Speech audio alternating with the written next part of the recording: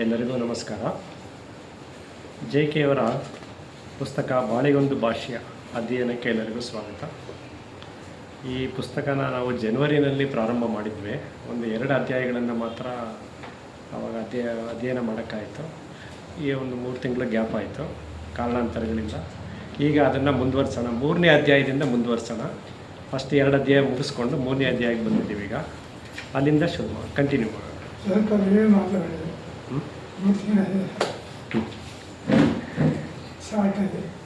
ಅಧ್ಯಾಯದ ಹೆಸರು ಕಾಡು ಹರಟೆ ಮತ್ತು ಚಿಂತೆ. JK ಅವರು ಈ ಪುಸ್ತಕದಲ್ಲೆಲ್ಲ ಯಾವುದಾದ್ರು ಒಂದು ಪದ ತಗೊಂಡು ಅದರಲ್ಲೇ ಒಂದು 2 ಪೇಜಷ್ಟು ವ್ಯಾಖ್ಯಾನವನ್ನು ಕೊಡ್ತಾರೆ. ಆ ಪದದ ಒಂದು ಆಳವಾದ ಅಧ್ಯಯನನ 1-2 ಪುಟಗಳಲ್ಲಿ ಅವ್ರು ವಿವರಿಸಿರ್ತಾರೆ. ಅದನ್ನು ನಾವು ಅರ್ಥ ಮಾಡ್ಕೊಳ್ಳೋ ಪ್ರಯತ್ನ ಮಾಡಬೇಕಷ್ಟೇ, ಇದನ್ನು ಅಭ್ಯಾಸ ಮಾಡೋದ್ರ ಮೂಲಕ. ಸೊ ಪ್ರಾರಂಭ ಮಾಡೋಣ.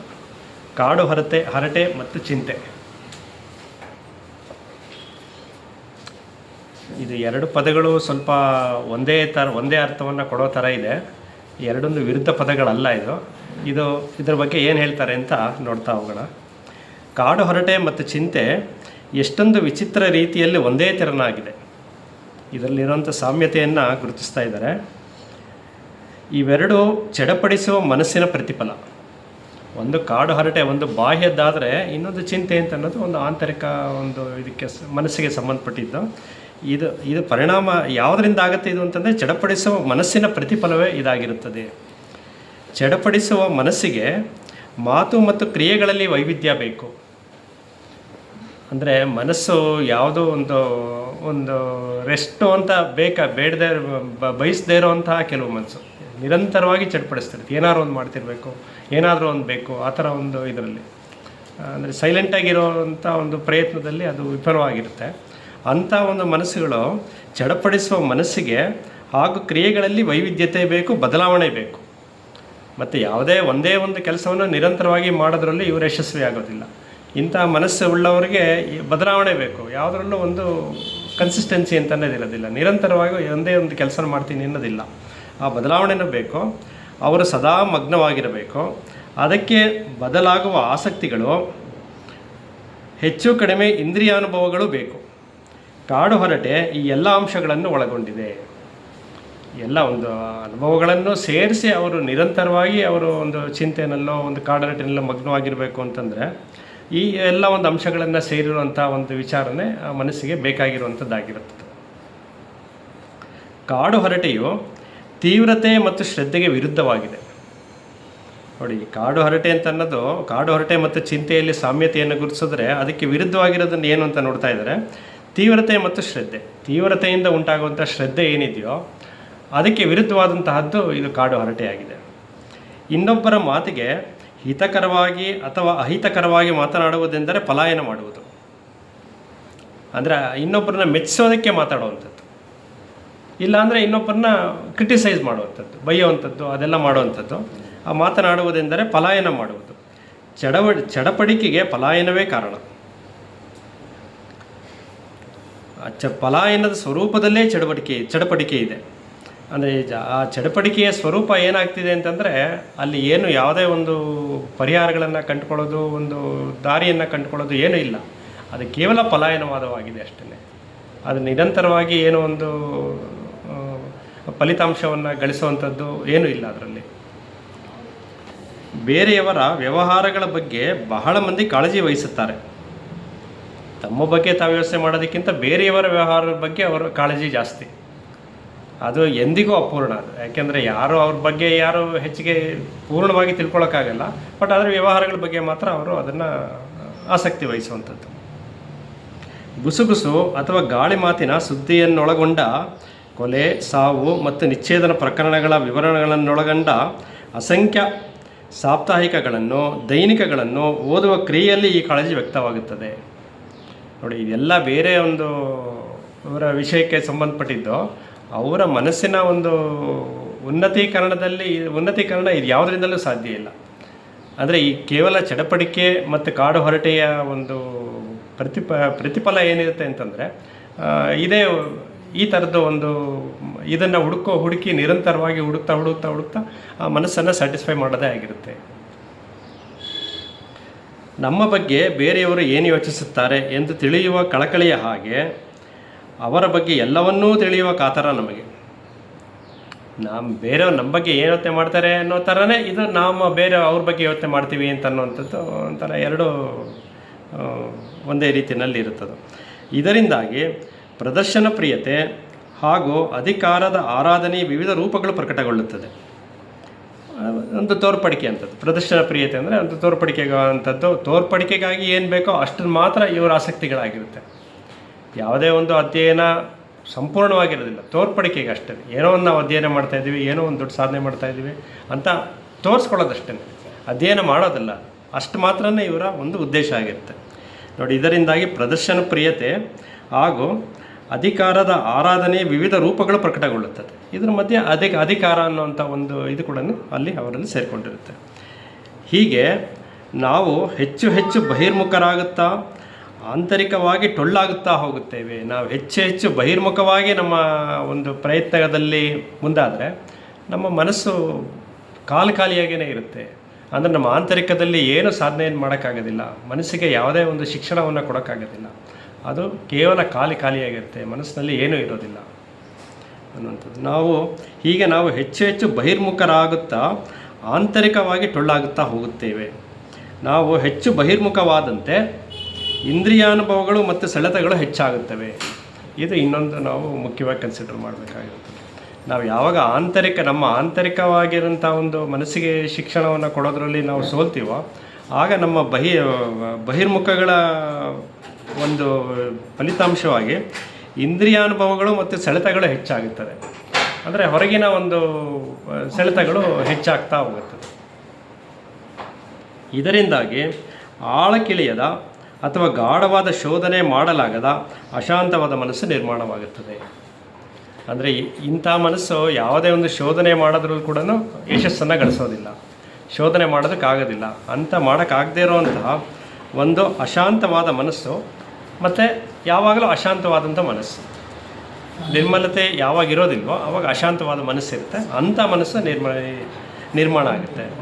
ಯಾವುದರಿಂದ? ಮುಖ್ಯವಾಗಿ ಕಾಡು ಹರಟೆ ಮತ್ತು ಚಿಂತೆ, ಅದರ ಒಂದು ಪರಿಣಾಮಗಳನ್ನು ಇಲ್ಲಿ ಹೇಳ್ತಾ ಇರುತ್ತದೆ. ಕಾಡು ಹರಟೆಯು ಚಡಪಡಿಸುವ ಮನಸ್ಸಿನ ಪ್ರತೀಕ. ಅಂದರೆ ಕೇವಲ ಮಾತಾಡಬೇಕು ಅನ್ನೋದು ಒಂದೇ ಅವರಲ್ಲಿ ಉದ್ದೇಶ. ಏನು ಮಾತಾಡಬೇಕು, ಏನೋ ಒಂದು ಉದ್ದೇಶ ಇಟ್ಕೊಂಡು ಮಾತಾಡಬೇಕು, ಆ ಮಾತಿಂದ ಏನಾದರೂ ಒಂದು ಫಲಿತಾಂಶವನ್ನು ಗಳಿಸ್ಕೋಬೇಕು, ಇಲ್ಲ ಏನಾದರೂ ಒಂದು ಅಭಿವೃದ್ಧಿ ವಿಚಾರವಾಗಿ ಆ ಥರ ಚಿಂತನೆ ಮಾಡಬೇಕು, ಅದೆಲ್ಲ ಏನೂ ಇಲ್ಲ ಇಲ್ಲಿ. ಕಾಡು ಹರಟೆಯು ಚಡಪಡಿಸುವ ಮನಸ್ಸಿನ ಸಂಕೇತ. ಮನಸ್ಸು ಚಡಪಡಿಸ್ತಾ ಇದೆ, ಅದಕ್ಕೊಂದು ಆಹಾರ ಕೊಡಬೇಕು, ಅದು ಕೊಡ್ತಾ ಇದ್ದಾರೆ ಅಷ್ಟೇ.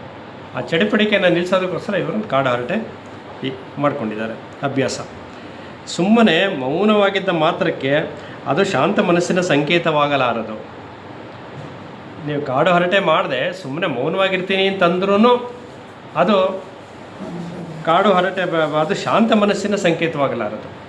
ಅಂದರೆ ಅದು ಕಾಡು ಹರಟೆಯ ಇನ್ನೊಂದು ರೂಪನೇ ಇರ್ಬೋದು. ಯಾಕೆಂದರೆ ಬರೀ ಕೇವಲ ಪ್ರಯತ್ನ ಆಗಿರುತ್ತೆ ಅಷ್ಟೇ. ಅದು ಮೌನವಾಗಿರಬೇಕು ಅನ್ನೋದು ಪ್ರಯತ್ನ ಪಡ್ತಿದ್ದಾರೆ ಅಷ್ಟೇ. ಮೌನವಾಗಿರೋದು ಪ್ರಯತ್ನ ಪಡ್ತಿದ್ದಾರೆ ಅಷ್ಟೇ.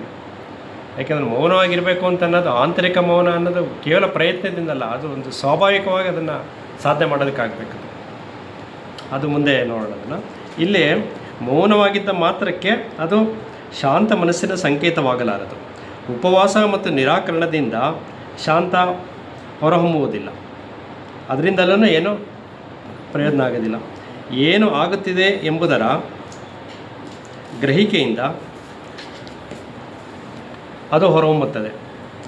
ಏನು ಆಗುತ್ತಿದೆ ಎನ್ನುವ ಗ್ರಹಿಕೆಯಿಂದ ಅದು ಹೊರಹೊಮ್ಮುತ್ತದೆ. ಏನು ಆಗುತ್ತದೆ ಎಂಬುದನ್ನು ಗ್ರಹಿಸಲು ತ್ವರಿತವಾದ ಎಚ್ಚರಿಕೆ ಬೇಕು. ಮೌನ ಅಂತನ್ನೋದು, ಆಂತರಿಕ ಮೌನ ಅನ್ನೋದು ಹೇಗೆ ಘಟಿಸ್ತದೆ ಅಂತ ಹೇಳ್ತಿರೋದಿಲ್ಲ. ಏನು ಆಗುತ್ತಿದೆ ಎಂಬುದರ ಗ್ರಹಿಕೆಯಿಂದ, ಇಲ್ಲಿ ಏನೋ ಒಂದು ಘಟನೆ ನಡೀತಾ ಇದೆ, ಬಾಹ್ಯದಲ್ಲೇ ಇಟ್ಕೊಳ್ಳೋಣ, ಒಂದು ಘಟನೆ ನಡೀತಾ ಇದೆ ಅಂತಂದರೆ ಅದನ್ನು ಕೂಲಂಕುಷವಾಗಿ ಒಂದು ತಿಳ್ಕೊಳ್ಳುವಂಥ ಪ್ರಯತ್ನ ಮಾಡೋದಿದೆಯಲ್ಲ, ಅದು ಏನು ಆಗುತ್ತಿದೆ ಎಂಬುದರ ಗ್ರಹಿಕೆ. ಅದನ್ನು ಗ್ರಹಿಸಿ ನಾವೇನು ಗ್ರಹಿಸೋಕ್ಕೋಸುವಂಥ ಪ್ರಯತ್ನ ಮಾಡ್ತೀವೋ ಅಲ್ಲೇ ಮೌನ ಸೃಷ್ಟಿಯಾಗುತ್ತೆ. ಆ ಮೌನ ಸೃಷ್ಟಿಯಾದಾಗ ಅಲ್ಲಿ ಗ್ರಹಿಕೆ ಅಂತನ್ನೋದು ನಮಗೆ ಸಿಗುತ್ತೆ. ಅದರಿಂದ ಆ ಮೌನದಿಂದ ನಮ್ಗೆ ಗ್ರಹಿಕೆ ಸಿಗುತ್ತೆ. ನೋಡಿ, ಏನು ಆಗುತ್ತಿದೆ ಎಂಬುದನ್ನು ಗ್ರಹಿಸಲು ತ್ವರಿತವಾದ ಎಚ್ಚರ ಬೇಕು. ಅಂದರೆ ನಾವು ವರ್ತಮಾನದಲ್ಲಿ ಇರಬೇಕು. ಆ ಗ್ರಹಿಕೆ ಸಾಧ್ಯವಾಗಬೇಕು ಅಂದರೆ ನಾವು ನಿರಂತರವಾಗಿ ವರ್ತಮಾನದಲ್ಲಿ ಇರಬೇಕು. ಮತ್ತು ಆ ಮೌನನೂ ನಾವು ಅಲ್ಲಿ ಸಾಧನೆ ಮಾಡೋದಕ್ಕೆ ಸಾಧ್ಯ ಆಗುತ್ತೆ. ಆ ಮೌನದ ಮೂಲಕನೇ ನಮಗೆ ಈ ಒಂದು ಗ್ರಹಿಕೆ ಸಾಧ್ಯ ಆಗುತ್ತೆ. ಏಕೆಂದರೆ ಏನು ಆಗುತ್ತಿದೆ ಎನ್ನುವುದು ಜಡವಲ್ಲ, ಏನೋ ಒಂದು ಆಗ್ತಿದೆ ಅದು ಜಡವಲ್ಲ ಅದು ಅಂತ ಹೇಳ್ತಾ ಇರೋದು. ಅದರಿಂದ ಇಷ್ಟೆಲ್ಲ ಆಗ್ತಾಯಿದೆ. ಇಷ್ಟೆಲ್ಲ ಅಂದರೆ ಒಂದು ಮೌನ ಅಂತ ಅನ್ನೋದು, ಆಂತರಿಕ ಮೌನ ಅನ್ನೋದು ನಮ್ಮಲ್ಲಿ ಹುಟ್ಟುತ್ತಾ ಇದೆ. ಅದು ಹುಟ್ಟೋದಕ್ಕೆ ಆ ಒಂದು ಜಾಗೃತಿ ಬೇಕು ನಮಗೆ. ನಾವು ವರ್ತಮಾನದಲ್ಲಿ ನಿಂತ್ಕೋಬೇಕು. ವರ್ತಮಾನದಲ್ಲಿ ನಿಂತ್ಕೋಬೇಕು ಅಂತಂದರೆ ವರ್ತಮಾನದಲ್ಲಿ ಏನು ನಡೀತಿದೆ ಅನ್ನೋದನ್ನು ನಾವು ಗ್ರಹಿಕೆ ಮಾಡೋದಕ್ಕೆ ಸಾಧ್ಯ ಆಗಬೇಕು. ಅದು ಮುಖ್ಯವಾಗಿ ನಾವು ಮಾಡಬೇಕಾಗಿರುತ್ತೆ. ಅದು ನಿಜವಾದ ಮೌನ ಆಗಿರುತ್ತೆ. ಸುಮ್ಮನೆ ಇರೋದು ಮೌನ ಅಲ್ಲ ಅದು. ಅಂದರೆ ಇಲ್ಲಿ ಹೇಳ್ತಾ ಇರೋದು ಚಡಪಡಿಕೆಯನ್ನು ನಿಲ್ಲಿಸ್ಬಿಡ್ತೀನಿ, ನಾನು ಮೌನ ಕೂತ್ಕೊಂಡ್ಬಿಡ್ತೀನಿ ಅಂತಂದರೆ ಅದಲ್ಲ ಮೌನ. ಚಡಪಡಿಕೆಗೆ ವಿರುದ್ಧವಾಗಿರುವಂಥದ್ದು ಆಂತರಿಕ ಮೌನವನ್ನು ಸಾಧನೆ ಮಾಡುವಂಥದ್ದು. ಅದು ಎಲ್ಲಿಂದ ಸಾಧನೆ ಆಗುತ್ತೆ ಅನ್ನೋದು ವರ್ತಮಾನದ ಗ್ರಹಿಕೆಯಲ್ಲಿ ಸಾಧನೆ ಆಗುತ್ತೆ. ಆ ಪ್ರಯತ್ನದಲ್ಲಿ ನಾವು ನಿಂತರೆ ಮಾತ್ರ ಈ ಚಡಪಡಿಕೆ, ಕಾಡು ಹರಟೆ ಎಲ್ಲ ನಿಲ್ಲೋದಕ್ಕೆ ಸಾಧ್ಯ. ಯಾಕೆಂದರೆ ಅವಾಗ ಮನಸ್ಸು ಮೌನವಾಗಿರುತ್ತೆ. ಮನಸ್ಸು ಬೇರೆ ಏನು ಕೇಳಲ್ಲ. ಮಾತಾಡಬೇಕು, ಅವ್ರ ಏನೋ ಒಂದು ಮಾತಾಡ್ತಾನೆ ಇರಬೇಕು ಅನ್ನೋದನ್ನು ಕೇಳಲ್ಲ. ಯಾಕೆಂದರೆ ಮನಸ್ಸು ಬೇರೆ ಜಾಗೃತಿ ಸ್ಥಿತಿನಲ್ಲಿರುತ್ತೆ. ವರ್ತಮಾನದಲ್ಲಿ ಏನೋ ಆಗ್ತಿದೆ ಅದನ್ನು ಗ್ರಹಿಸಲು ಪ್ರಯತ್ನ ಪಡ್ತಾ ಇರುತ್ತೆ. ಆವಾಗ ಈ ಕಾಡು ಹರಟೆ ಮತ್ತು ಚಡಪಡಿಕೆ ಮನಸ್ಸಿನಲ್ಲಿ ಇರೋಲ್ಲ, ಬರೋದಿಲ್ಲ. ಸೊ ಏಕಾಗ್ರತೆಯೂ ಬರಬೇಕು. ಆ ಗ್ರಹಿಕೆಯಿಂದಲೇ ಏಕಾಗ್ರತೆಯೂ ಬಂದ್ಬಿಡುತ್ತೆ. ಅಥವಾ ಏಕಾಗ್ರತೆ ಇದ್ದರೆ ಗ್ರಹಿಕೆ ಬರುತ್ತೆ. ಹಾಗಾಗುತ್ತೆ. ಆ ಏಕಾಗ್ರತೆಗೆ ನಾವು ಅದು ಬೇಕದು. ಅದೇ ಜಾಗೃತಿ. ಆ ಜಾಗೃತಿ ಅನ್ನೋದು ಬೇಕು ನಮಗೆ. ವರ್ತಮಾನನ ನಾವು ಎಷ್ಟು ಫೋಕಸ್ ಮಾಡಿ ನೋಡ್ತೀವೋ, ನಾವು ಎಷ್ಟು ಏಕಾಗ್ರತೆಯಿಂದ ನಾವು ನೋಡ್ತೀವೋ ಅಷ್ಟು ಜಾಗೃತಿ ನಮ್ಮಲ್ಲಿ ಉಂಟಾಗುತ್ತೆ. ಅಷ್ಟು ಗ್ರಹಿಕೆ ನಮ್ಮಲ್ಲಿ ಸಾಧ್ಯ ಆಗ್ತಾ ಹೋಗುತ್ತದೆ. ಆ ಗ್ರಹಿಕೆಯ ಪರಿಣಾಮನೇ ಆಂತರಿಕ ಮೌನ. ಆ ಗ್ರಹಿಕೆ ಹೆಂಗೆ ಉಂಟಾಗುತ್ತದೋ ಅದು ಮನಸ್ಸಲ್ಲಿ ಮೌನವಾದ ಸ್ಥಿತಿಗೆ ಕರ್ಕೊಂಡೋಗಿ ಅಲ್ಲಿ ನಮ್ಮ ಒಳಗಿಂದ ಏನೋ ಒಂದು ಸ್ಫುರಣೆ ಆಗುತ್ತೆ. ಅದು ಇದಾಗ್ತಾ ಇದೆ, ಅವರು ಅಲ್ಲಿ ಆಗ್ತಿರೋವಂಥ ಒಂದು ಸಮಸ್ಯೆಗೆ ಒಂದು ಪರಿಹಾರವನ್ನು ಕಂಡುಕೊಳ್ಳುವಂಥ ಪ್ರಯತ್ನ ನಡೀತಾ ಇರುತ್ತೆ. ಅಲ್ಲಿ ಈ ಸಮಸ್ಯೆಗೆ ಈ ಪರಿಹಾರ ಆಗಬಹುದು ಅಂತ ಅನ್ಸುತ್ತೆ. ಅದು ಗ್ರಹಿಕೆ ಆಗುತ್ತೆ. ಏಕೆಂದರೆ ಏನಾಗ್ತಿದೆ ಅಂತ ಗೊತ್ತಿರುತ್ತಲ್ಲ. ಈಗ ಹೇಳ್ತಾರಲ್ಲ ಡಾಕ್ಟ್ರಿಗೆ, ಕಾಯಿಲೆ ಏನು ಅಂತ ವಾಸಿ ಆಗಿಬಿಟ್ರೆ, ಗೊತ್ತಾಗೋಗ್ಬಿಟ್ರೆ 80% ವಾಸಿ ಆದಾಗೆ, ಇನ್ನು 20% ಔಷಧಿ ತೊಗೊಳೋದಷ್ಟೇ. ಇಲ್ಲೂ ಅಷ್ಟೇ. ಆ ಗ್ರಹಿಕೆ ಉದ್ದೇಶ ಏನು ಅಂತಂದರೆ ಅಲ್ಲಿ ಏನೋ ಒಂದು ಸಮಸ್ಯೆ ಇದೆ, ಅಲ್ಲಿ ಅದನ್ನು ಆ ಸಮಸ್ಯೆ ಒಂದು ಪರಿಹಾರ ಕಂಡುಕೊಳ್ಳೋದು. ನಾವು ಸರಿಯಾದ ರೀತಿಯಲ್ಲಿ ಅದನ್ನು ಗ್ರಹಿಸೋದಕ್ಕೆ ಸಾಧ್ಯ ಆಗೋದಾದರೆ ನಮಗೆ ಪರಿಹಾರನೂ ಜೊತೆಯಲ್ಲೇ ಬಂದ್ಬಿಡುತ್ತೆ. ಅದು ಈ ಮೌನದಿಂದ ಸಾಧ್ಯ ಆಗುತ್ತೆ. ಆ ಮೌನದಿಂದ ಯಾವಾಗ ಸಾಧ್ಯ ಆಗುತ್ತೋ ನಮ್ಮೊಳಗೆ ಈ ಚಡಪಡಿಕೆ, ಕಾಡು ಹರಟೆಗಳೆಲ್ಲ ನಿಂತಾ ಹೋಗುತ್ತೆ. ಆಳವಾಗಿ ನೋಡುವಂಥ ಪ್ರಯತ್ನ.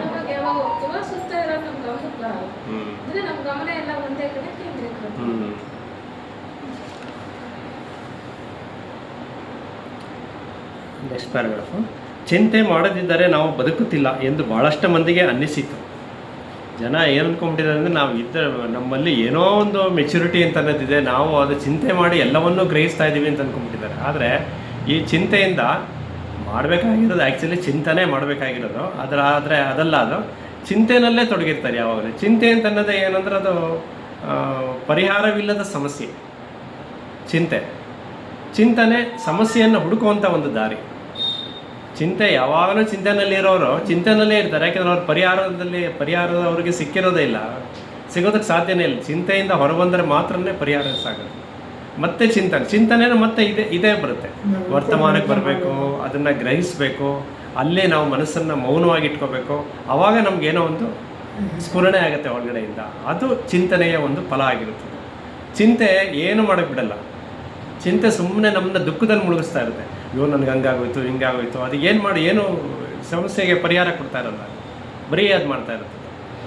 ಅದಕ್ಕೆ ನೋಡಿ, ಇಲ್ಲಿ ಚಿಂತೆ ಮಾಡದಿದ್ದರೆ ನಾವು ಬದುಕುತ್ತಿಲ್ಲ ಎಂದು ಭಾಳಷ್ಟು ಮಂದಿಗೆ ಅನ್ನಿಸಿತು. ತುಂಬ ಜನ ಹಾಗೆ ಅಂದ್ಕೊಂಡ್ಬಿಟ್ಟಿದ್ದಾರೆ. ನಾವು ಮತ್ತು ನಮ್ಮೊಳಗೆ ಇರೋವಂಥ ಬುದ್ಧಿಯನ್ನು ಚಿಂತೆ ಮಾಡೋದ್ರ ಮೂಲಕನೇ ಅದನ್ನು ಉಪಯೋಗಿಸ್ಕೊತಾ ಇದ್ದೀವಿ ಅಂತ ಅನ್ಕೊಂಡ್ಬಿಡ್ತಾರೆ. ಮತ್ತು ಈ ವ್ಯತ್ಯಾಸಗಳನ್ನು ತಿಳ್ಕೊಬೇಕು. ಬಟ್ ಇದನ್ನು ಸಾಮಾನ್ಯ ಜೇಕೆ ಅಭ್ಯಾಸ ಮಾಡೋರಿಗೆ ಎಲ್ಲರಿಗೂ ಗೊತ್ತಾಗುತ್ತೆ. ಹೊರ ಪ್ರಪಂಚಕ್ಕೆ ಇದು ಸ್ವಲ್ಪ ತಿಳ್ಕೊಳ್ಳೋದು ಕಮ್ಮಿ ಆಗುತ್ತೆ, ಈ ಒಂದು ವ್ಯತ್ಯಾಸಗಳು. ನಮ್ಮಲ್ಲಿ ಅನೇಕ ಮಂದಿಗೆ ಒಂದಲ್ಲ ಒಂದು ಸಮಸ್ಯೆಯಂತೆ ಗುದ್ದಾಡುವುದು ಬದುಕಿರುವುದರ ಕುರು. ನೋಡಿ, ಅವ್ರು ಏನಂತಾರೆ, ನಾವು ಆ್ಯಕ್ಟಿವ್ ಆಗಿದ್ದೀವಿ ಅಂತ ಅಂದ್ಕೊಂಡ್ಬಿಡ್ತಾರೆ. ಆದರೆ ಅವ್ರಿಗೆ ಒಂದಲ್ಲ ಒಂದು ಸಮಸ್ಯೆಗಳನ್ನು ಎದುರಿಸ್ತಾನೇ ಇರೋದು. ಅಲ್ಲಿ ಪರಿಹಾರಗಳನ್ನು ತಗೊಳ್ಳೋದಲ್ಲ, ಹುಡುಕೋದಲ್ಲ, ಪರಿಹಾರಗಳನ್ನು ಹುಡುಕೋದಲ್ಲ, ಬರೀ ಸಮಸ್ಯೆಗಳು. ಇಲ್ಲೊಂದು ಸಮಸ್ಯೆ, ಆ ಸಮಸ್ಯೆಗಳ ಬಗ್ಗೆ ಚಿಂತೆ ಹಚ್ಕೊಂಡಿರೋದು, ಮತ್ತು ಇನ್ಯಾವುದೋ ಒಂದು ಸಮಸ್ಯೆ ಬಂತು ಅಲ್ಲಿಂದ ಈ ಚಿಂತೆನ ಅಲ್ಲಿಂದ ಶಿಫ್ಟ್ ಮಾಡ್ಕೊಳ್ಳೋದು, ಅಲ್ಲೇ ಚಿಂತೆ ಮಾಡ್ತಾ ಇರೋದು, ಬರೀ ಈ ಥರ ಮಾಡೋದನ್ನೇ ನಮ್ಮ ಜನ ಬದುಕು ಅಂತ ಅಂದ್ಕೊಂಡ್ಬಿಟ್ಟಿದ್ದಾರೆ. ಅದಕ್ಕೆ ಸೊಲ್ಯೂಷನ್ ಏನೂ ಮಾಡೋಕ್ಕೆ ಹೋಗೋದೇ ಇಲ್ಲ, ಅದಕ್ಕೇನು ಇಲ್ಲ, ಬರೀ ಚಿಂತೆ ಮತ್ತು ಸಮಸ್ಯೆ ಇಲ್ಲದ ಬದುಕನ್ನು ನೋಡಿ. ಒಂದು ಸಮಸ್ಯೆಯೊಂದಿಗೆ ಗುದ್ದಾಡುವುದು ಬದುಕಿರುವುದರ ಕುರುಹು. ಸಮಸ್ಯೆ ಇಲ್ಲದ ಬದುಕನ್ನು ನಾವು ಕಲ್ಪಿಸಿಕೊಳ್ಳಲಾರೆವು. ಯಾವಾಗಲೂ ಬದುಕೇ ಒಂದು ಸಮಸ್ಯೆ ಅಂತ ಅಂದ್ಕೊಂಡ್ಬಿಟ್ಟಿದ್ದೀವಿ. ಅಯ್ಯೋ ಇಷ್ಟೊಂದು ಪ್ರಪಂಚ ಇಷ್ಟೊಂದು ಇದಾಗ್ಬಿಟ್ಟಿದೆ, ಮೆಟೀರಿಯಲಿಸ್ಟಿಕ್ಕು, ಇಷ್ಟೊಂದು ಸಮಸ್ಯೆಗಳು, ನಮ್ಮ ಪ್ರಪಂಚ ನಮ್ಮ ಸಾಲ್ವ್ ಆಗಲ್ಲ, ಆ ಥರನೇ ಯೋಚನೆ ಮಾಡ್ತಾರೆ ಹೊರತು ಯಾವುದನ್ನ ಸಮಸ್ಯೆ ಬಂದರೆ ಅದನ್ನು ಹೇಗೆ ಪರಿಹಾರ ಮಾಡಬೇಕು ಅನ್ನೋದ್ರ ಬಗ್ಗೆ ಯೋಚನೆ ಮಾಡೋರು ತುಂಬ ಕಮ್ಮಿ ಇರ್ತಾರೆ. ಸಮಸ್ಯೆಯೊಂದರಲ್ಲಿ ನಾವು ಹೆಚ್ಚು ಮಗ್ನರಾದಂತೆ ನಾವು ಬದುಕಿದ್ದೇವೆ ಎಂದು ಭಾವಿಸುತ್ತೇವೆ. ನಾವು ಅಂದ್ಕೊಂಡ್ಬಿಟ್ಟಿದ್ದೀವಿ ಹಂಗೆ ಹೆಚ್ಚು ನಾವು ಸಮಸ್ಯೆ ಒಳಗೆ ಮುಳುಗಬೇಕು, ಆವಾಗ ನಮ್ಗೆ ಏನೋ ಪರಿಹಾರ ಸಿಗುತ್ತೆ ಅಂತ ಅಂದ್ಕೊಂಡಿದ್ದಾರೆ. ಬಟ್ ಪರಿಹಾರದಲ್ಲಿ ಅವರು ಸೋಲ್ತಾ ಇದ್ದಾರೆ, ಪರಿಹಾರ ಸಿಗ್ತಿಲ್ಲ ಅವ್ರಿಗೆ. ಅವ್ರು ಅನ್ಕೋತಿದ್ದಾರೆ ಅಷ್ಟೇ, ಹೆಚ್ಚು ನಾವು ಮುಳುಗಿದಷ್ಟು ನಮ್ಮ ಬದುಕು ಚೆನ್ನಾಗಿರುತ್ತೆ, ಅಲ್ಲೇ ಎಲ್ಲೋ ಸೊಲ್ಯೂಷನ್ ಸಿಗುತ್ತೆ ಅಂತ ಅಂದ್ಕೊಂಡ್ಬಿಟ್ಟಿದ್ದಾರೆ.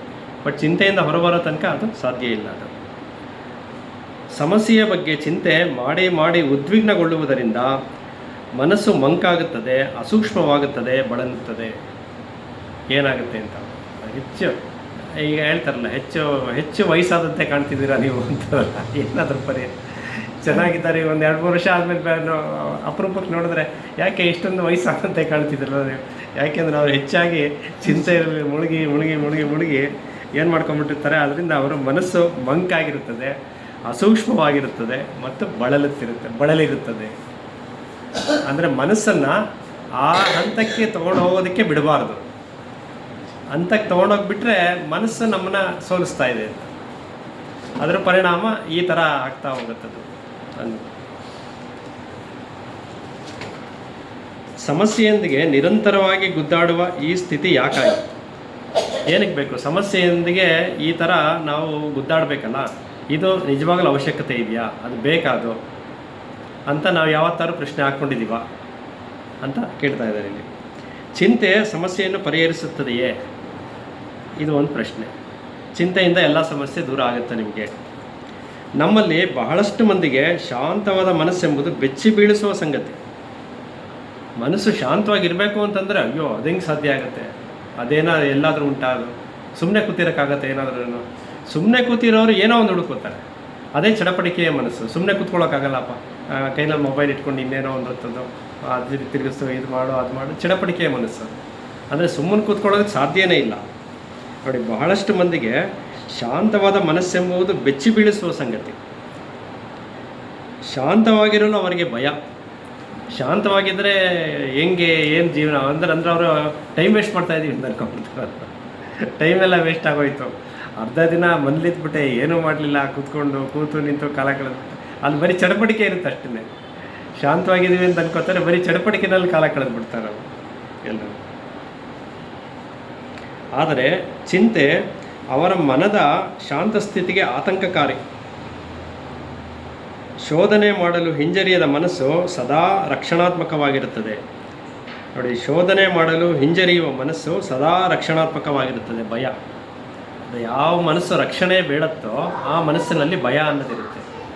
ಮನಸ್ಸಿನಲ್ಲಿ ಭಯ ಹೋಗೋ ತನಕ ನಮ್ಮೊಳಗಡೆ ಜಾಗೃತಿ ಅಂತ ಅನ್ನೋದು ಬರೋದಿಲ್ಲ, ನಮ್ಮ ಸಮಸ್ಯೆಗಳಿಗೆ ಪರಿಹಾರ ಸಿಗೋದಿಲ್ಲ. ನಾವು ಯಾವುದೇ ಒಂದು ಸಮಸ್ಯೆಗಳನ್ನು ಒಂದು ಶೋಧನಾತ್ಮಕ ರೀತಿಯಲ್ಲಿ ನೋಡೋದಕ್ಕಾಗೋದಿಲ್ಲ. ಅದಕ್ಕೋಸ್ಕರ ಫಸ್ಟು ನಮ್ಮಲ್ಲಿ ಏನು ಒಂದು ರಕ್ಷಣಾತ್ಮಕ ಒಂದು ವ್ಯೂಹ ಇದೆಯೋ ಅದನ್ನು ಮನಸ್ಸಿನಿಂದ ತೆಗೆದಾಕಬೇಕು. ಆವಾಗ ಮಾತ್ರ ನಾವು ಭಯದಿಂದ ಹೊರತಾಗಿ ಜೀವನ ಮಾಡೋದಕ್ಕೆ ಸಾಧ್ಯ. ಆವಾಗ ಮಾತ್ರ ಮನಸ್ಸಿಗೆ ಒಂದು ಇದಾಗುವಂಥದ್ದು. ರಕ್ಷಣಾತ್ಮಕವಾಗಿರುತ್ತದೆ ಮತ್ತು ಚಡಪಡಿಕೆಯೇ ಅದರ ರಕ್ಷಣಾ ಕೋಟೆಯಾಗಿರುತ್ತದೆ. ಒಂದು ರಕ್ಷಣಾತ್ಮಕವಾಗಿರ್ತದಲ್ಲ, ಅದರ ರಿಸಲ್ಟ್ ಏನಾಗಿದೆ ಅಂತಂದರೆ ಬರೀ ಚಡಪಡಿಕೆ, ನಿರಂತರವಾಗಿ ಚಡಪಡಿಕೆ ಅಷ್ಟೇ. ಅದಕ್ಕೆನ್ನ ಅದನ್ನು ಬಿಟ್ಟು ಬೇರೆ ಏನೋ ಅವರು ಅಲ್ಲಿಂದ ಮುಂದಕ್ಕೆ ಹೋಗೋಕ್ಕಾಗೋದಿಲ್ಲ. ರೂಢಿ, ಸತತವಾದ ಶ್ರಮ ಹಾಗೂ ಸನ್ನಿವೇಶದ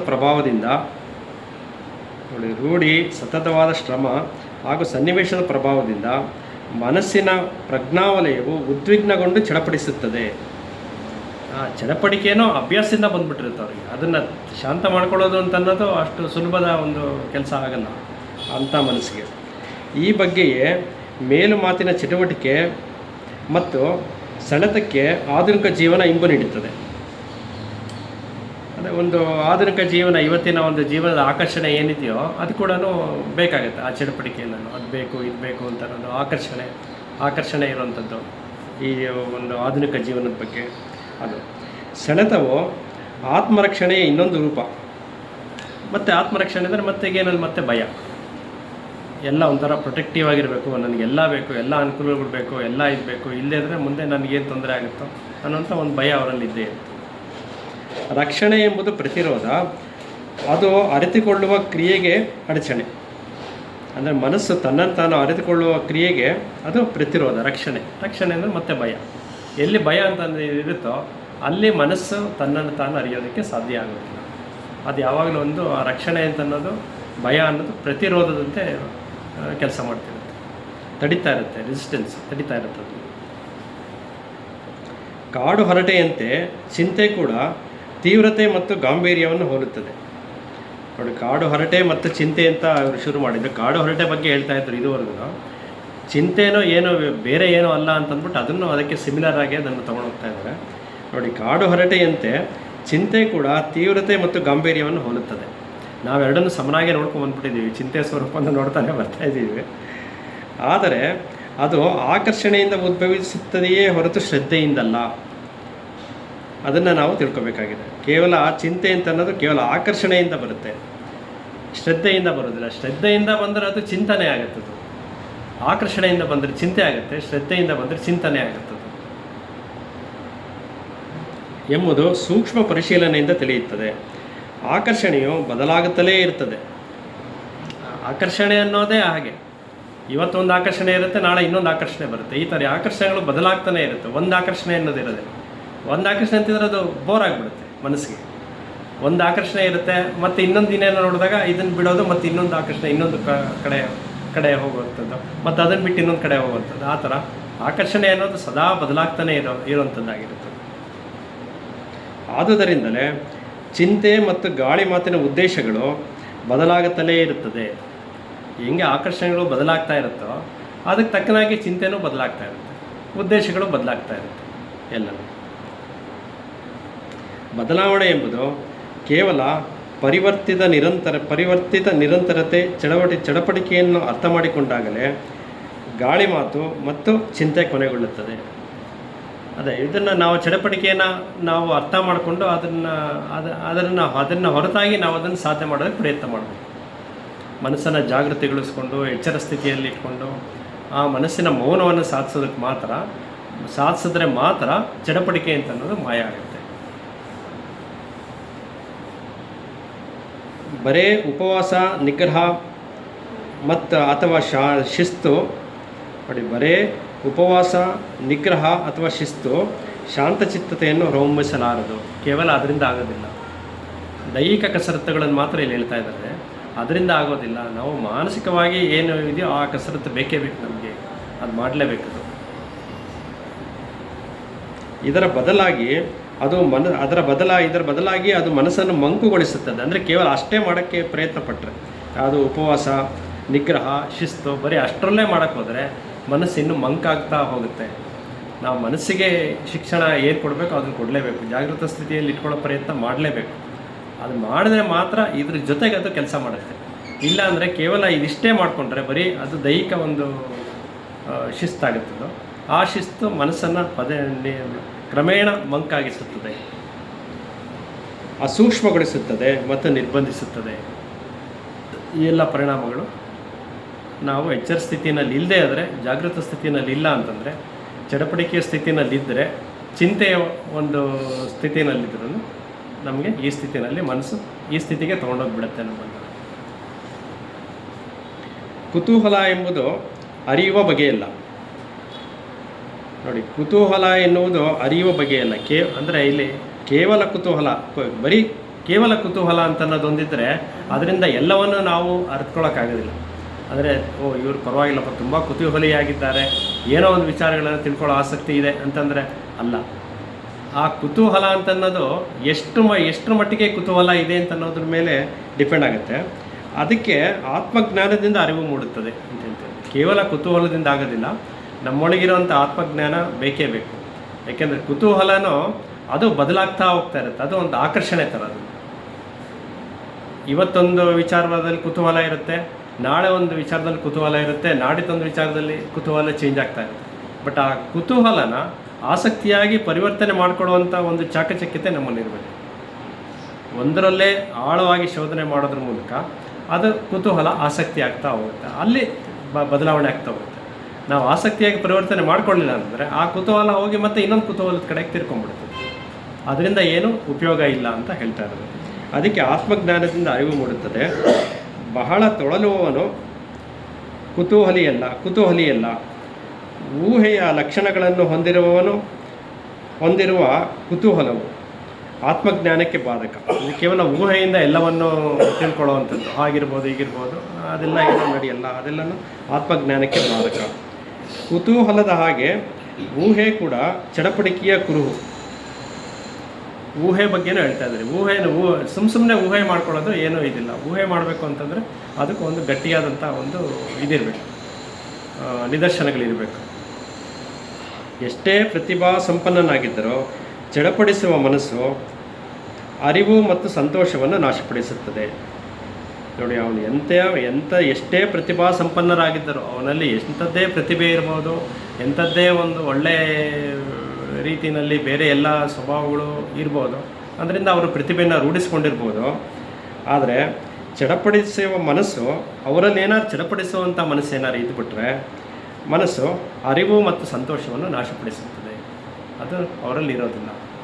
ಎಷ್ಟೋ ಪ್ರತಿಭಾಶಾಲಿಗಳು ಕೂಡ ಅವ್ರ ಜೀವನಗಳನ್ನು ಬೇರೆ ಬೇರೆ ದಿಕ್ಕಿಗೆ ತೊಗೊಂಡೋಗಿರೋದನ್ನು, ಜೀವನವನ್ನು ಹಾಳು ಮಾಡ್ಕೊಂಡಿರೋದು, ಆ ರೀತಿಯಲ್ಲಿ ಕೂಡ ನಾವು ನೋಡಿದ್ದೀವಿ.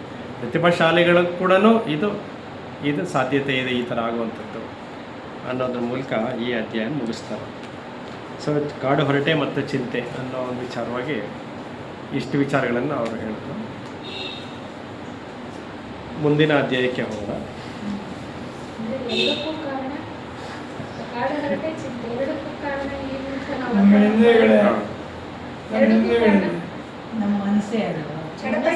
ಚಡಪಡಿಕೆ ನಮ್ಮಲ್ಲಿ ಜಾಗೃತ ಸ್ಥಿತಿಯನ್ನು ನಾವು ತಂದ್ಕೊಳ್ಳೋಕೆ ಸಾಧ್ಯ ಆಗಲಿಲ್ಲ ಅಂತಂದರೆ ನಾವು ಅದರಿಂದ ಸೋತ ತಕ್ಷಣ ನಮ್ಮಲ್ಲಿ ಚಡಪಡಿಕೆ ಅನ್ನೋದು ಬಂದ್ಬಿಡುತ್ತೆ.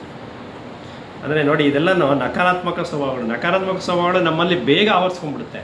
ನಾವು ಪ್ರಯತ್ನದಿಂದ ಜಾಗೃತ ಸ್ಥಿತಿಯಲ್ಲಿ ಇಟ್ಕೋಬೇಕು. ಜಾಗೃತ ಸ್ಥಿತಿಯಲ್ಲಿ ಇಲ್ಲ ಅಂತಂದರೆ ಇದೆಲ್ಲ ಬಂದು ನಮ್ಮನ್ನು ಆವರಿಸ್ಕೊಳ್ಳುತ್ತೆ.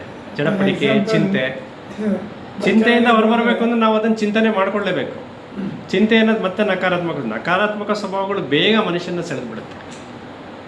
ಅದರಿಂದ ಹೊರಬರಬೇಕು ಅಂದ್ರೆ ನಾವು ಸಕಾರಾತ್ಮಕವಾಗಬೇಕು. ಅದು ನಮ್ಮ ಪ್ರಯತ್ನದಿಂದ ನಾವು ಅದನ್ನು ಗಳಿಸ್ಕೊಳ್ಳೋ ಪ್ರಯತ್ನ ಮಾಡಬೇಕು. ಹೌದೌದು. ಚಿಂತೆಯಲ್ಲಿ ಮನಸ್ಸು ಪದೇ ಪದೇ ಪುನರಾವರ್ತನೆ ಮಾಡ್ತಾರೆ. ಯಾವುದೋ ಒಂದು ವಿಚಾರ ಮನಸ್ಸಲ್ಲಿ ಹೋಯ್ತು ಅಂದ್ರೆ ಮನಸ್ಸಿನ ಸ್ವಭಾವ ಏನಂದ್ರೆ ಅದನ್ನ ಪುನರಾವರ್ತನೆ ಮಾಡ್ತಕ್ಕಂಥದ್ದು. ಕೆಳ ಮನಸ್ಸಿನ ಸ್ವಭಾವನೇ ಅದು, ಪುನರಾವರ್ತನೆ ಮಾಡೋದು ಅದು ಚಿಂತೆ ಆಗುತ್ತೆ. ಯಾವಾಗ ಮನಸ್ಸು ಸ್ವಲ್ಪ ಶಾಂತ ಸ್ಥಿತಿಗೆ ಹೋಗುತ್ತೋ ಆಗ ಯಾವುದೋ ಒಂದು ವಿಚಾರದ ಆಳಕ್ಕೆ ಹೋದಾಗ ತಾನಾಗಿ ಸಹಜವಾಗಿ ಅದು ಮೌನವಾಗುತ್ತೆ. ಅದಕ್ಕೆ ಈ ಕೆಳ ಮನಸ್ಸಿನ ಒಂದು ಕ್ರಿಯೆನೇ ಈ ಚಡಪಡಿಕೆಗೂ, ಈ ಕಾಡು ಹರಟೆಗೂ, ಚಿಂತೆಗೂ ಎಲ್ಲದಕ್ಕೂ ಅದೇ ಕಾರಣ. ಅದಕ್ಕೆ ನಿರಂತರವಾಗಿ ಚಿಂತೆ ಮಾಡ್ತಿರೋರು ಆಯಾಸಗೊಂಡು ಅವರು ಬಲವಂತವಾಗಿ ಮೌನವನ್ನು ಸಾಧಿಸೋ ಪ್ರಯತ್ನದಲ್ಲೂ ಸಫಲರಾಗ್ತಾರೆ ಕೆಲವು ಸಲ. ಅವಾಗೆಲ್ಲೋ ಒಂದು ಸಮಸ್ಯೆಗೆ ಪರಿಹಾರ ಸಿಕ್ತಾಗುತ್ತೆ ಅವರಿಗೆ. ಆದರೆ ಅವರು ಅಷ್ಟೊತ್ತಿಗಾಗಲೇ ಮನಸ್ಸು ಎಷ್ಟೋ ಮಂಕಾಗ್ಬಿಟ್ಟಿರುತ್ತೆ ಆ ಚಿಂತೆಯಿಂದ ಹೊರಬರದೇ ಇದ್ರೆ. ಸುಮ್ಮನೆ ಅವಾಗೇನೋ ಹೊಳಿತು ನನಗೆ ಅಂತ ಅವ್ರು ಚಿಂತೆ ಮಾಡದೇ ಇದ್ರೂ ಅದು ಅವಾಗಲೇ ಹೊಡೆದಿರೋದು. ಆದರೆ ಇವ್ರು ಚಿಂತೆ ಮಾಡಿ ಸಾಕಾಗಿ ಸುಸ್ತಾಗಿ ಆಮೇಲೆ ಅದು ಹೊಳೆಯಾಗಿ ಮಾಡಿಕೊಟ್ರು.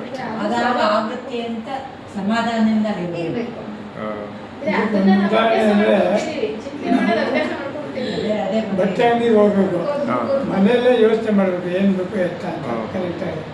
ಬಿಳಿ ಶರ್ಟ್ ತೊಗೊಬೇಕು ಅಂತ ಇದ್ಬೋದು, ಅಲ್ಲೋಡು ಅಲ್ಲೆಲ್ಲ ನೋಡ್ಬಿಟ್ಟು ಬಿಳಿ ಶರ್ಟ್ ಬಿಟ್ಟು ಮತ್ತೆ ಬರ್ತೀನಿ. ಅಂದರೆ ಯಾವುದೇ ಒಂದು ಸಮಸ್ಯೆ ಬಂದಾಗ ನಾವು ಆದಷ್ಟು ಅದನ್ನು ಶಾಂತವಾದ ಮನಸ್ಸನ್ನು ಮನಸ್ಸನ್ನು ಶಾಂತವಾಗಿ ಇಟ್ಕೊಳ್ಳೋದನ್ನ ಪ್ರಯತ್ನ ಮಾಡಬೇಕು.